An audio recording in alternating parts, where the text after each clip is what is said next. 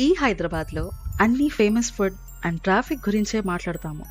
But ఎప్పుడైనా clock tower దగ్గర mystery గురించి విన్నారా?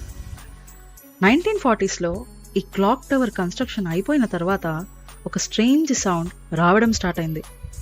ఎవ్రీడే మిడ్-నైట్ 12కి క్లాక్ బెల్స్ కన్నా ముందు ఒక unknown lady voice times up అని ఎక్కువ అవడం స్టార్ట్ అయ్యేది.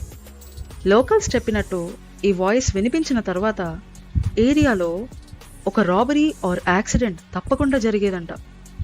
కానీ పోలీస్ ఇన్వెస్టిగేషన్ చేసినా సరే ఏమీ ప్రూఫ్ దొరికేది కాదు.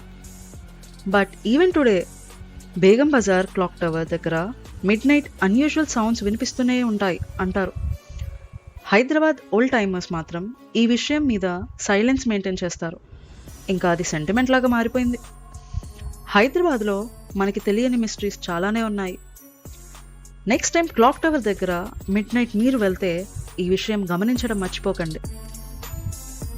ఈ వీడియో మీకు నచ్చినట్లయితే please like, comment and subscribe. Thank you.